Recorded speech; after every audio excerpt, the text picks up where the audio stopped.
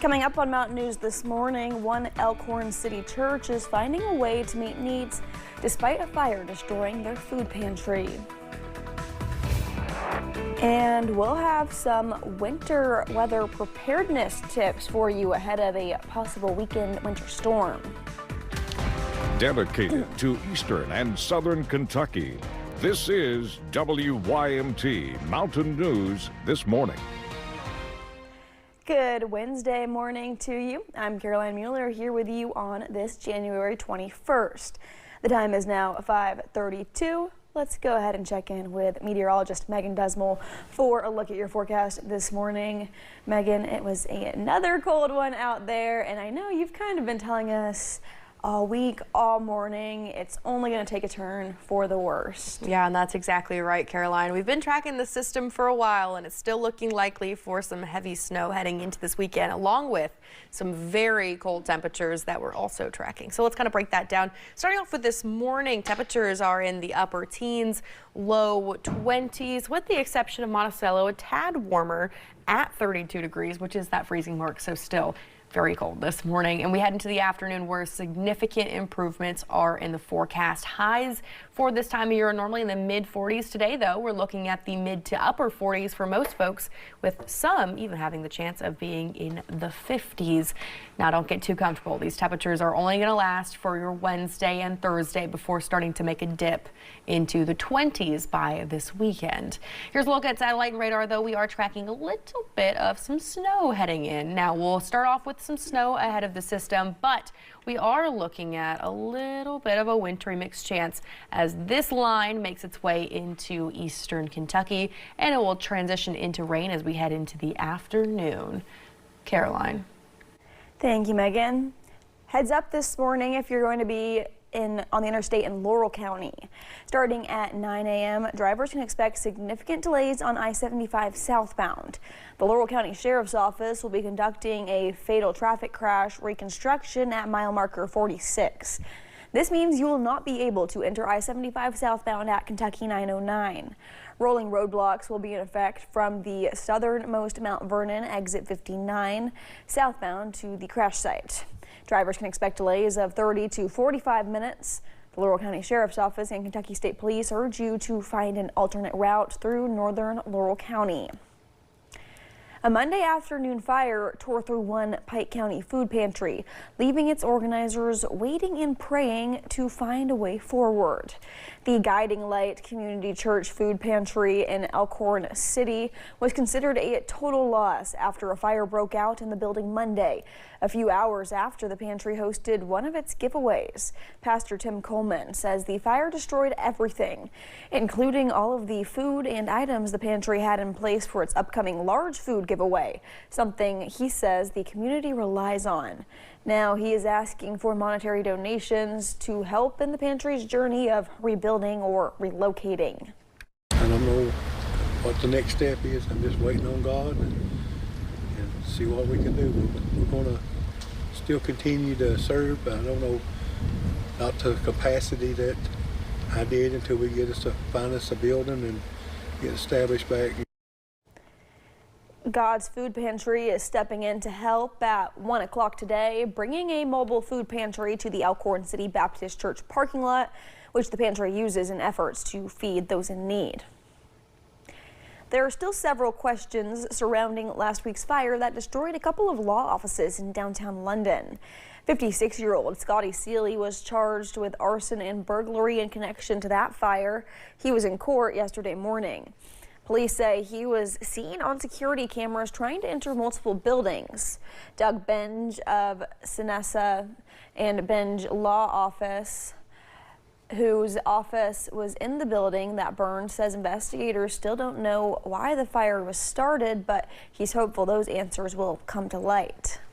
I think inherently we all want answers. I know my staff does. I know that they're angry. They're upset at me not being more angry. But, you know, we didn't start it. We can't reverse it. We can just accept it as it is and try to eat this elephant one bite at a time. This case will go before a grand jury next month. Seeley pleaded not guilty. He's being held on a $100,000 bond. We have an update in the case against Mickey Steins.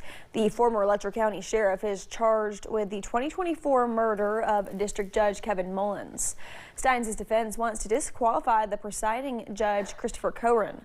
They claim Cohen was seen next to Mullins during a Judicial Commission on Mental Health meeting. Yesterday, the Kentucky Supreme Court's Deputy Chief Justice said Cohen should have the chance to grant or deny a motion that would recuse himself from the case. If he denies the motion, Steins' defense could file an affidavit about Cohen and ask for the Deputy Chief Justice to review it. With the possibility of snowfall adding up this weekend, it could be a good idea to go ahead and get those essential errands taken care of. WIMT's McKinley Calandrino talks about ways you can prepare ahead of a potential snowstorm.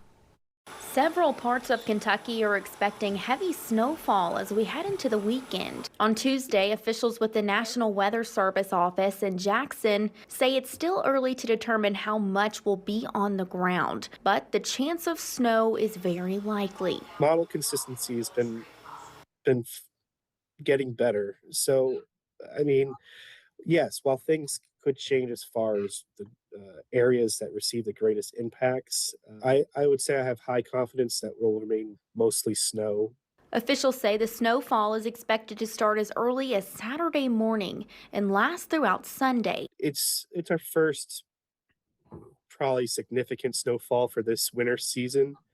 As far as anything really anomalous, I mean, there's cold Arctic air on the back end of it, so wind chills will be a factor.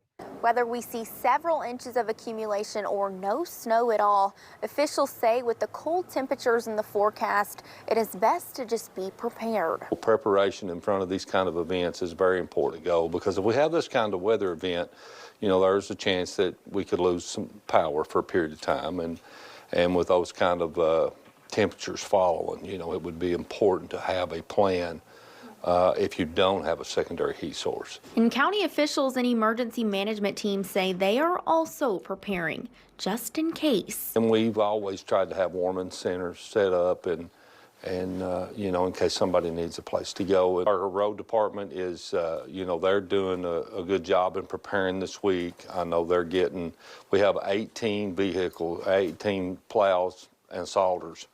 So we're getting prepared. While that snowfall remains uncertain, one thing is clear: it will be cold. In Perry County, McKinley Calandrino, WIMT Mountain News. To keep up with the latest weather trends, the WIMT First Alert Weather app is available on the App Store for all smart devices. And another way to be prepared is to make sure your car is. From windshield wipers to tire tread, Hall & Sons Auto Care Center owner Chris Hall says to check your fluid levels and internal car parts if you're traveling far. Hall recommends having at least half a tank of gas at all times, a lesson he learned after a storm rolled through years ago, trapping folks on I-75. People ran out of gas because they didn't have enough fuel in their cars, and they sat there for hours, and you know that can create a lot of problems other than that, safety issues for that, plus they have no heat. Hall recommends packing an emergency bag with you, including items like hats, gloves, extra blankets, and other items you might need. He says you should also warm up your car for 5 to 10 minutes before driving away and make sure you get all of the ice and snow off your windows. For those in Knott County, a warming center is now open. The Knott County Sportsplex is providing shelter. The center is open Monday through Thursday from 6 a.m. to 10 p.m. and then starting Friday, it'll be open 24 hours a day through Monday morning. Water woes continue in Wayne County, West Virginia. Jerry Ross says his tap water still has an oily odor, but it's not as strong. Not being able to take showers, or the way she's going to have to do the dishes and stuff like that, cooking. It's been pretty hard. It just disrupts your entire life when you have to rely on bottled water to do everything. 4 schools remained closed yesterday due to the water situation. Bottled water is available at the Eastland Volunteer Fire Department. They also have a mobile unit there where people can take a shower or do laundry. In Pulaski County, a new position is being created to support victims. Somerset Police say a federal grant will help create the Victim Support Specialist. The new role is similar to a social worker. They will work with Somerset Police to respond to crisis-related and trauma-involved calls. The specialist will be able to provide support, crisis intervention, advocacy, and connection to resources. The department is accepting applications now through February 2nd for the position.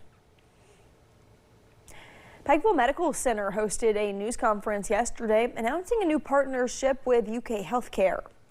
The Heart and Vascular Institute of Eastern Kentucky at PMC has joined the UK Gill Heart and Vascular Affiliate Network, expanding the hospital's care by bringing in more resources from its Lexington partners. The partnership expands UK's reach into the mountains, making PMC the 28th hospital in the state to join hands with the network. We have access to resources and to protocols and to educational opportunities that may not be as readily available to the providers here. Just trying to make an effort to bring good quality cardiovascular care here home to the mountains to make it easier for patients to get the care that they need where they live. Doctors say the partnership will not change the way patients receive care day to day from PMC's qualified team, but will be an invaluable tool to open doors for growth. Coming up, the Beckham breakup just went public. That and more in a look of today's Eye on Entertainment. And I'll tell you how this winter storm will impact you.